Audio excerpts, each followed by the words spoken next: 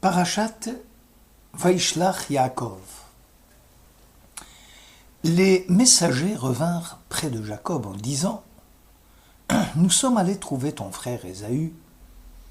Lui-même vient à ta rencontre et 400 hommes l'accompagnent. » Jacob fut fort effrayé et plein d'anxiété.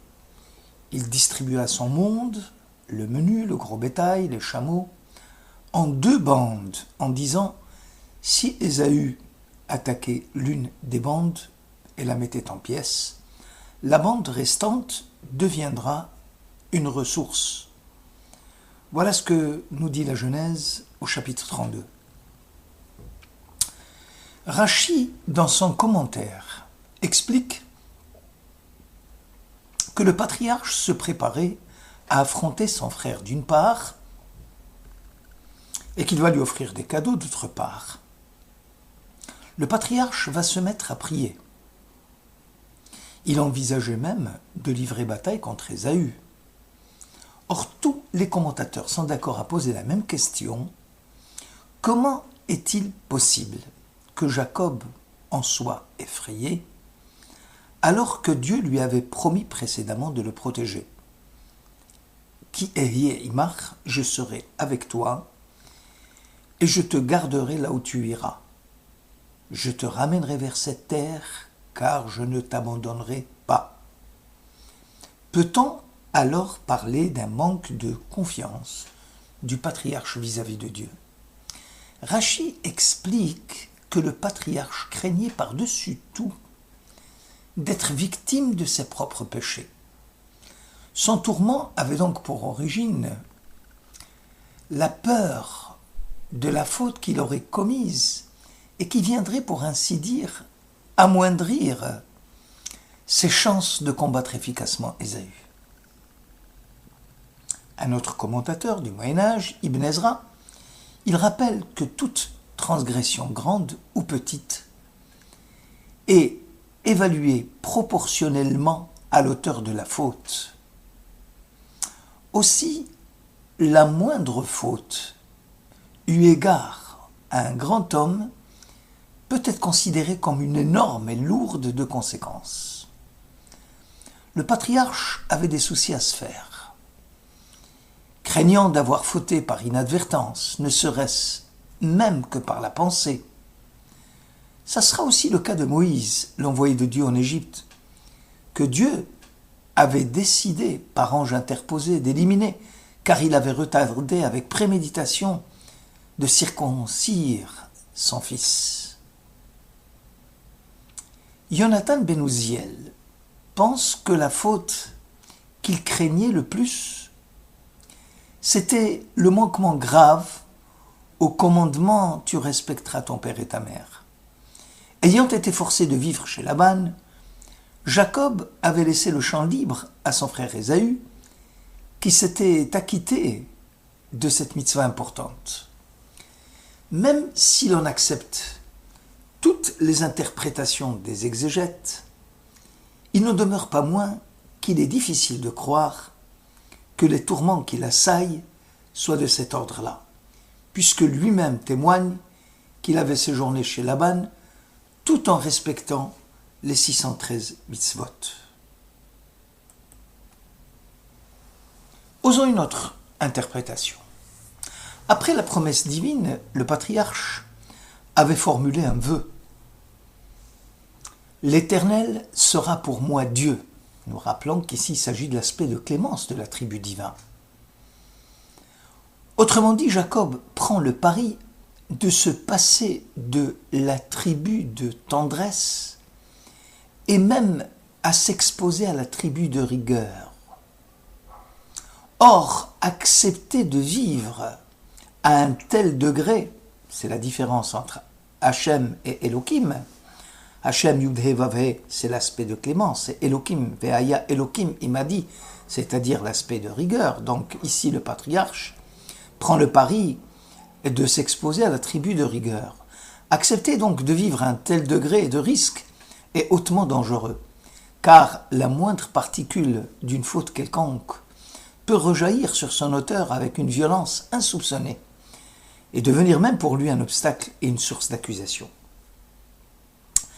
Le Midrash Rabbah lave le patriarche de toute faute. Pour lui, non seulement rien ne peut l'accuser, mais en plus, sa manière d'agir et de se comporter est celle qui sied le mieux à l'élu des patriarches qu'il était. Le Midrash rapporte que les deux élus de Dieu mentionnés dans la Torah, Yaakov et Moshe, furent l'objet de la promesse divine et ils en furent effrayés. Jacob, qui Yaakov Bachar lo Ya. C'est Jacob que Dieu a choisi. Malgré l'alliance de Dieu, qui est Imach, je serai avec toi, il fut effrayé et plein d'anxiété.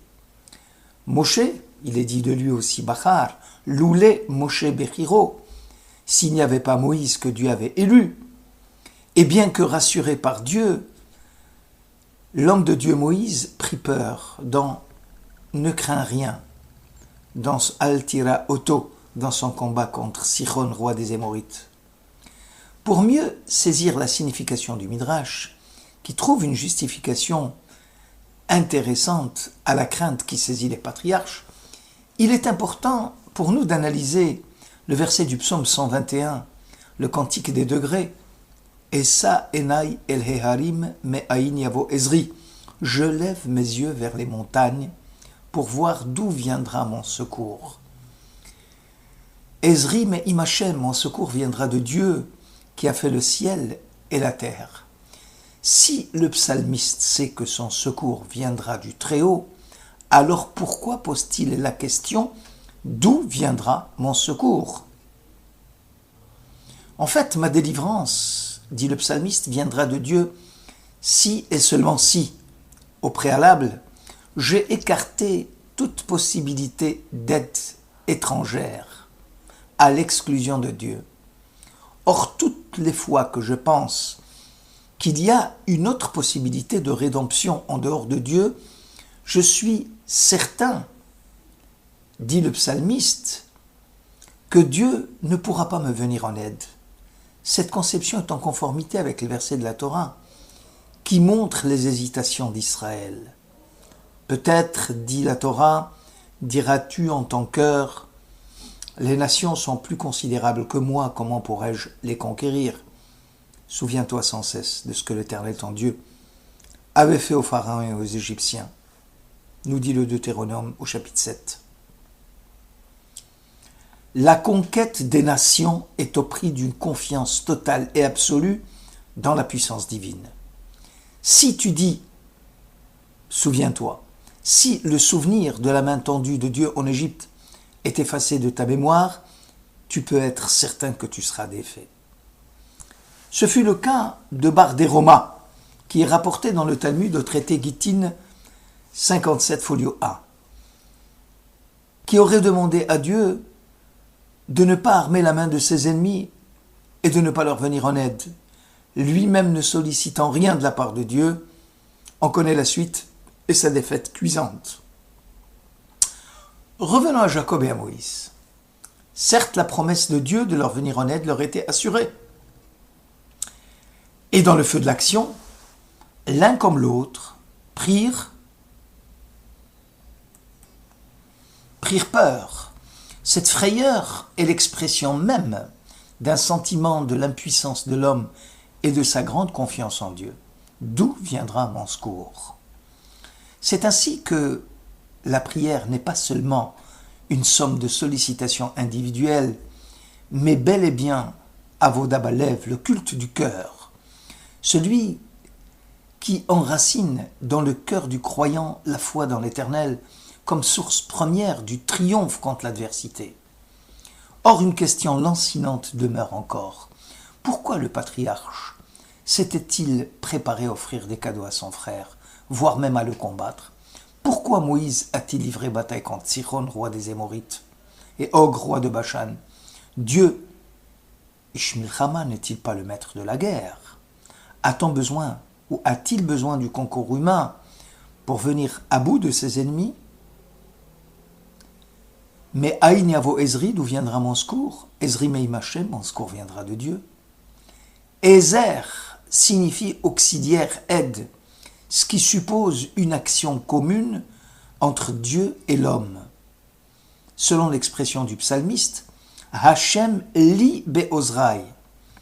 Si Dieu vole à mon secours, alors va'ani ere besonai. Je viendrai à bout de mes adversaires. L'erreur consiste à se prendre pour Dieu.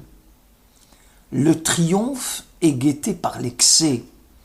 L'homme est en proie à la volonté de sa propre puissance. La victoire militaire est une invite à étendre son pouvoir. Le despotisme qui en résulte occupe la place de Dieu. On comprend dès lors, lorsque le despote se présente sous les atouts de la divinité, et tout pouvoir absolu simule la moralité et entraîne nécessairement une religion idolâtrique. Le meilleur exemple, c'est la figure du pharaon, l'Égyptien, à laquelle s'oppose le fondateur du monothéisme. L'homme qui triomphe peut se diviniser et pervertir ainsi la relation que Dieu noue avec les hommes. Dieu est appelé à faire et appelle l'homme à faire des efforts, à être sollicité. L'homme, dans ce qu'on appelle à Ishtadlout, ses efforts, reçoit un appel à marcher, à humaniser le monde, à en faire un lieu habitable pour l'humanité. L'homme doit être en position d'action, dans une condition qui le favorise dans son rapport avec le Créateur. L'appel de Dieu à Abraham, Lech Lecha, le sort de son illusion, le met en marche, en position de percevoir et surtout de comprendre le message divin, de se mettre en quête d'autre chose, de se prémunir contre les inéluctables déceptions que procure le monde pour mieux lui résister et y parer à l'avance. Dieu unique ne recherche pas un homme abaissé et sans consistance, une marionnette dont il serait le montreur, mais un vis-à-vis, un face-à-face. Dieu a créé un sujet en créant l'homme, et à travers les commandements et les impératifs moraux impliqués dans la révélation, il met à la disposition de l'homme autant de moyens pour lui permettre de transcender sa condition de créature et pour accéder à celle de maître. Seul l'homme, qui a compris qu'il était le partenaire de Dieu dans l'œuvre de la création et qui fait appel à l'immensité majestueuse de Dieu pour lui venir en aide, d'où viendra mon secours, sera exaucé et secouru. Ainsi Jacob, qui fut effrayé et qui continue à prier tout en se préparant au combat ou à l'offrande, ou Moïse qui engage la bataille contre Og, seront les témoins privilégiés de l'alliance de Dieu. Le Midrash sur Écha reprendra cette idée et va même la développer en rappelant que 4 rois d'Israël eurent des revendications diverses quant à l'issue du combat qu'ils avaient à mener contre leurs ennemis. David d'abord, il supplie à Dieu « Je souhaiterais poursuivre mes ennemis, les atteindre, et je n'aurai de répit avant de les avoir anéantis. » Le roi Assa implora Dieu « Je n'ai pas la force de décimer mes ennemis, je souhaiterais juste les poursuivre. Et toi, Éternel, tu feras le reste. » Le roi Yehoshaphat, il exhorta Dieu « Je n'ai ni la force de tuer, ni celle de pourchasser mes ennemis. Je désirais seulement chanter un cantique, et toi, l'Éternel, tu agiras à ta guise. » Enfin, le roi Ézéchias, qui supplie à Dieu « Je n'ai ni le courage de tuer, ni celui de faire fuir mon ennemi, ni même celui de chanter un cantique. Seulement, j'attendrai que tu agisses, ô Éternel, et pendant ce temps, je resterai couché dans mon lit. » Ézéchias pensait que tout effort de sa part, y compris celui d'entonner un cantique, lui ferait courir le risque de s'attribuer un succès. Le succès du combat à son initiative personnelle et non aux ennemis de Dieu. Aussi va-t-il rester couché pour mieux montrer que c'est Dieu le maître de la guerre est l'auteur de triomphe. Jéhoshaphat, avant lui, le roi, pensait sérieusement prendre part à l'issue triomphante du combat en chantant, car disait-il, un cantique n'est pas un acte militaire. Et donc il ne pourrait pas succomber à la tentation de croire qu'il serait un général vainqueur. Mais c'est bel et bien Dieu qui est l'auteur du succès. David, lui, croyait sincèrement que même en livrant bataille, Dieu resterait maître des armées. Hachem Tsebaot, il avait la certitude que son secours ne viendra que de Dieu. Le monothéisme n'encourage pas le juste à subir le mal que les méchants lui infligent, comme si Dieu le lui infligeait, mais à s'élever contre l'injustice, celle des autres. C'est la justice, le tzedek, plus que l'abaissement ou la souffrance, qui fournit le critère du destin de l'homme. Quand Jacob, la victime, souffre de l'oppression injustifiée d'Ésaü, le message divin que Jacob porte en lui défie l'ordre établi par Ésaü, l'ordre de la violence, et trouve en lui, le patriarche Jacob, la force d'abattre des montagnes. Shabbat Shalom.